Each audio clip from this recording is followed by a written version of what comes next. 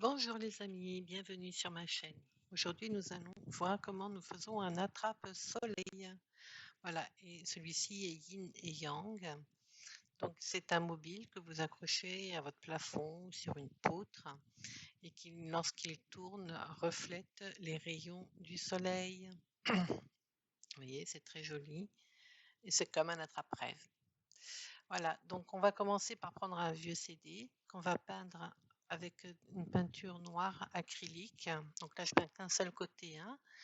Une fois que vous avez bien peint partout, vous allez essayer de faire le moins de traces possible et que vous l'avez laissé sécher. On va faire le dessin. Donc pour faire le dessin, on prend un rapporteur. Donc 12 cm de diamètre le disque, le rapporteur 12 cm également. Ça permet tout de suite de trouver le centre sans faire des calculs savants.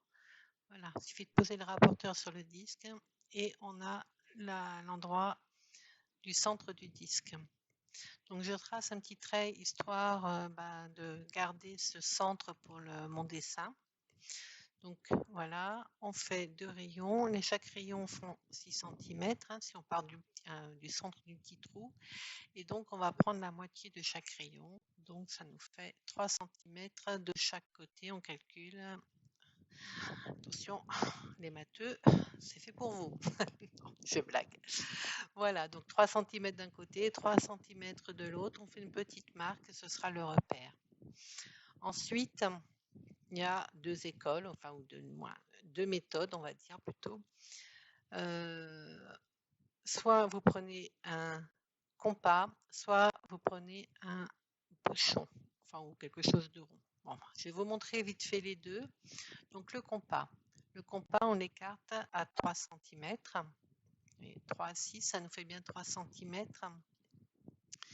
Et ensuite, on va le poser sur le CD au milieu du rayon. Voilà, donc on va le poser là, au milieu du rayon. Mais alors, la difficulté avec le compas, c'est que ça glisse, parce que vous ne pouvez pas planter le compas dans le disque. Donc ça glisse et puis ça marque pas trop bien. Enfin, du moins le mien, la lamine, je sais pas, doit être trop dur, mais ça marque pas grand-chose. C'est pas forcément évident.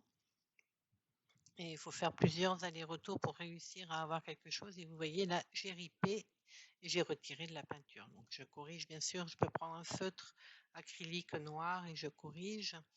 C'est pas dramatique non plus, mais c'est assez compliqué. Enfin bref, une fois que vous avez fait le cercle d'un côté, il faut faire la même chose, demi-cercle, de l'autre côté. Voilà, donc même principe, on va à la marque de la moitié et on fait. Sinon, je vous parlais du bouchon. Là, c'est un bouchon de bombe spray quelconque. Et voilà, vous allez voir, le diamètre est de 6 cm, donc c'est juste parfait. Bon, j'ai un peu cherché avant de trouver un qui faisait 6 cm, mais bon, on finit toujours par trouver. Voilà, donc on le place en haut, à peu près au centre de son trait, et on y va. Alors je pense qu'il faudrait peut-être un bouchon un petit peu plus petit, peut-être moins de 6 cm. 5 cm et demi peut-être permettrait d'avoir quelque chose de plus régulier, je sais pas. Écoutez, j'ai pas fait l'expérience, une prochaine fois peut-être, et je vous dirai si ça marche mieux avec un bouchon plus petit. Toujours est-il que voilà, vous voyez, on fait les deux demi-cercles avec le bouchon. Le seul inconvénient, c'est que vous voyez, les deux lignes ne sont pas face à face ici. Je pense que c'est dû au fait que le bouchon est un peu grand. Après, pour les petits ronds, alors là, clairement, j'ai complètement abandonné le compas. J'ai même pas essayé parce que ça glisse vraiment de trop. J'y suis directement allée au bouchon. 1 cm de diamètre le bouchon. Là, c'est un bouchon de feutre.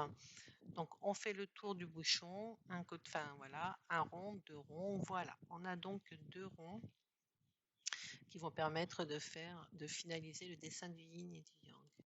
Une fois que vous avez fait vos dessins, vous attrapez, enfin voilà, je corrige encore un petit peu les petites imperfections qui sont encore ressorties là.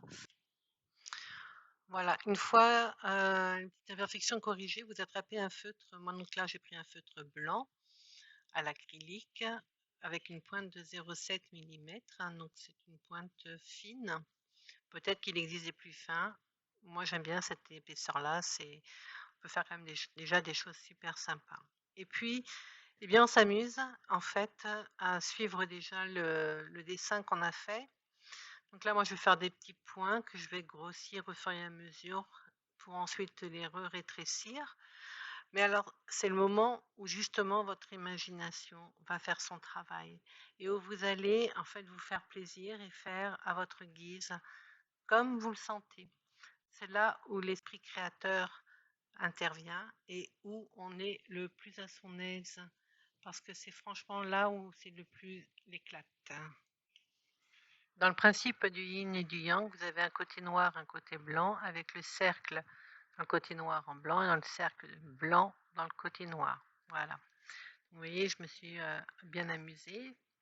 Et ensuite, j'ai attrapé un feutre couleur or pour donner du relief. Ce feutre, il est juste formidable parce qu'on a l'impression de déposer des feuilles d'or. Voilà, une fois que c'est sec, vous voyez, que je me suis bien amusée, ben, je vais faire le dessin yin et yang de l'autre côté. Donc pour ça, je vais essayer de l'équilibrer en suivant ma ligne. Je vais prendre mon rapporteur et je vais positionner mon rapporteur sur la partie 180 pour être sûr d'être à la bonne, pour être raccord avec l'autre côté en fait, hein, que ce soit sur le même. Si vous prenez 90, vous allez avoir des yin et des yang complètement opposés. Voilà, j'avais fait ça sur un, je me suis trompée, ça arrive. Mais là, cette fois-ci, j'ai appris de mes erreurs. Mais c'est comme ça qu'on avance, de toute façon, en apprenant de ses erreurs. Donc là, on refait la même chose, hein, le compas, les bouchons, on fait les contours. La seule chose, c'est que sur ce côté-là, c'est compliqué. Le crayon accroche vraiment pas beaucoup, donc on a du mal à voir les lignes. Même après, quand on peint ce côté-là, bon, il faut y aller doucement parce que effectivement, la ligne est un peu. Il faut avoir de bons yeux. Et moi, je ne veux pas porter mes lunettes, donc voilà, je fais ma coquette. Bon, enfin bref. Voilà. Donc j'ai colorié de la même façon, en m'éclatant, en faisant des petits points un peu partout, en prenant mon feutre doré. Et voilà ce que ça donne, un côté brillant là. Vous voyez. Et maintenant, on va passer là, à la partie vernis. D'abord, parce qu'on est fier de son travail, avant de vernir, on signe. Voilà, petite signature, histoire de dire c'est moi qui l'ai fait. Bon, on passe au vernis. Donc là, moi, je prends du vernis à l'acrylique brillant. Donc là, j'en ai vraiment plus beaucoup. Donc j'ai mis un peu d'eau pour l'allonger. J'ai peut-être mis un peu trop d'eau. Ça a du mal à accrocher. Vous voyez, il y a beaucoup. Enfin, je crois que je l'ai vraiment trop allongé. Mais bon, c'est tout blanc. Voilà, on laisse bien sécher. Et une fois que c'est sec, on fait la même chose de l'autre côté. Vous voyez. Et une fois que tout ça est sec, eh ben, c'est devenu transparent des deux côtés. Donc impeccable. Et ça protège quand même votre peinture parce que normalement elle sera peut-être à l'extérieur, donc c'est préférable qu'elle soit un petit peu protégée quand même. Puis ça brille en plus. Donc, enfin, moi j'aime bien le côté brillant du vernis. Donc après on fait des petits trous pour le rendre mobile. Donc petite perceuse, un petit trou. On commence à l'horizontale pour pas riper dessus. Une fois que c'est bien entamé, on continue, voilà, pour pouvoir passer à travers. Une fois que c'est passé d'un côté, on passe de l'autre côté pour que le trou soit net. Voilà, hop, et une fois qu'on a fait un côté, eh bien on fait l'autre côté en suivant la ligne. Voilà, mes deux trous sont faits. Donc maintenant, on passe à la partie mobile. Pour ça, j'attrape un pitonio de porte-clés. Je vais retirer l'anneau qu'on va garder pour une prochaine réalisation. Je ne sais pas encore laquelle, mais vous le verrez sûrement réapparaître dans une prochaine vidéo. Le petit bitonio qui est là, je retire un des deux anneaux dont je ne vais pas me servir. Je n'ai pas besoin parce que ça fait trop sinon, et puis ça risque, le fil risque de passer à travers. Donc je le retire. Je ne garde qu'un seul anneau que j'ouvre correctement. Donc les trous sur le disque, j'ai pris soin de les mettre assez près du bord, de façon à pouvoir passer mon anneau tranquillement dedans. Voilà, donc on passe l'anneau et après on le referme. On essaie de faire ça le plus proprement possible pour pas que ce soit trop de travers. On reprend la pince, on serre un petit peu dans un sens, dans l'autre. Voilà, on essaye d'être toujours un petit peu compliqué, ces petites choses là, ça vous échappe des mains, ça. Mais c'est comme ça pour tout le monde, hein. Ouais, là j'ai coupé, hein, je vous assure, vous n'avez pas tout vu, comment je me suis bagarrée avec. Bon, bref, ce petit bitonio là, il tourne, donc c'est juste génial, parce que ça va permettre au mobile d'être encore plus mobile. Voilà, donc on y va, on va monter là, ce côté-là, les plumes avec quelques perles. Donc pour ça, je prends du fil. Moi, j'utilise le fil Célon micro macramé. Là, non, c'est du S-long. Je sais pas trop la différence. Enfin bref, c'est du S-long. J'ai pris 40 centimètres à peu près. Je vais faire une boucle en passant mon fil dans le bitonio. Voilà, on fait une boucle. Ça va être bien solide comme ça risque pas de glisser. Voilà. Et après, on monte quelques perles avant de mettre les plumes. Mais là, c'est vous qui voyez, hein. Donc, voilà. Donc, voilà une de mes perles. Le trou est très petit. J'arrive à passer un fil, mais j'arriverai pas à passer les 2 fils dedans. Donc, je vais vous partager une petite astuce que j'ai faite. Enfin, que je suis pas sûrement pas la seule, mais je l'ai pas inventée. Vous voyez, le fil, impossible de le passer. Trop compliqué. Donc, ce que je fais, c'est que je prends du fil de perlage assez solide, hein. 10 centimètres, ça suffit. Voilà, hop. Et puis ensuite, je prends une aiguille très fine de perlage également pour les perles Miyuki, vous savez, celles qui sont très très fines. Je passe mon fil et je le passe deux fois dans mon chat de l'aiguille, de façon à avoir d'un côté une boucle qui me servira ensuite pour passer mon fil noir dans la perle. Voilà, donc je prends mon aiguille, je la passe dans la perle en faisant en sorte que la boucle soit du côté où je veux que le fil noir passe en premier. Voilà, vous voyez une petite boucle là. Je retire pour pas qu'il y ait trop de fil à l'intérieur de la perle. J'ai une boucle, je passe mon fil noir qui n'a pas voulu passer tout à l'heure tout seul dans la perle. Je passe à travers la boucle, je tiens bien, je tire sur le fil blanc et j'entraîne ainsi le fil noir à l'intérieur de la boucle. Et voilà, c'est fait. Après, je positionne ma perle et je fais la même chose avec toutes les perles que je veux monter. Donc, j'ai monté mes perles, j'ai pris des perles dorées, des perles blanches. Je suis restée dans la couleur de mon attrape soleil, hein, noir, blanc, doré. Perles en bois doré aussi. Donc, je fais en sorte que le trou soit quand même bien clean et je passe mon fil à l'intérieur. Après, on passe aux plumes.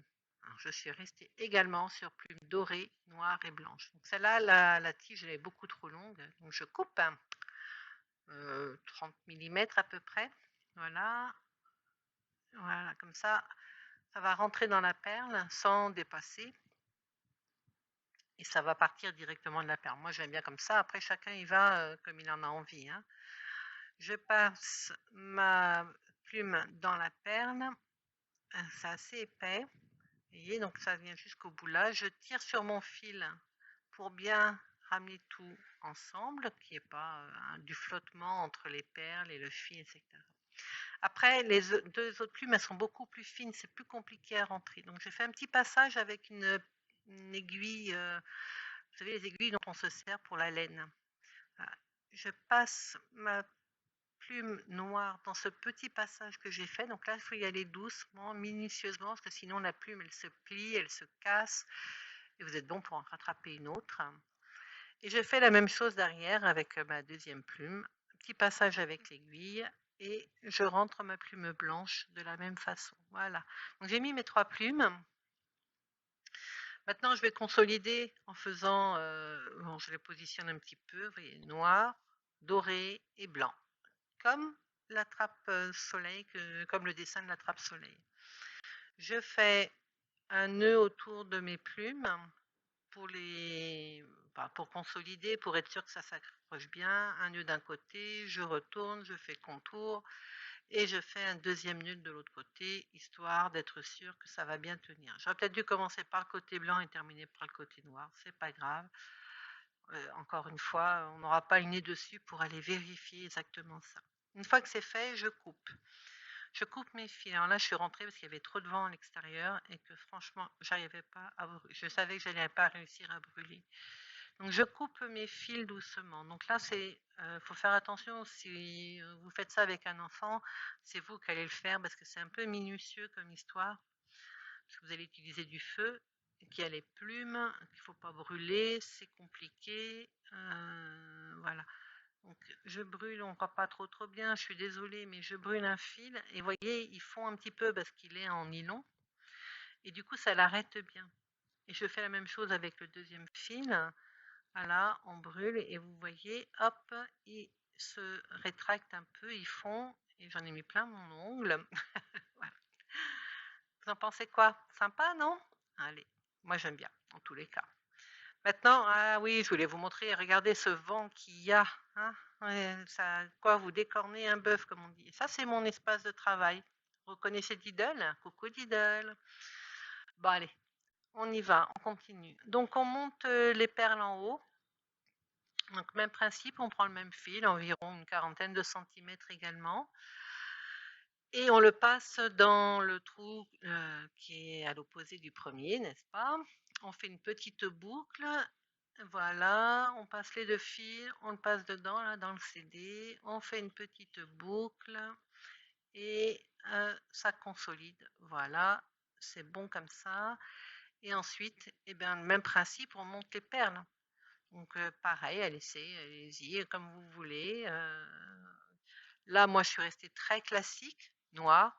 Ah, pardon, j'ai commencé par du blanc. Blanc, noir, blanc. Vous voyez, j'ai fait un peu l'inverse de l'autre côté, avec toujours des perles dorées et puis des perles en vert.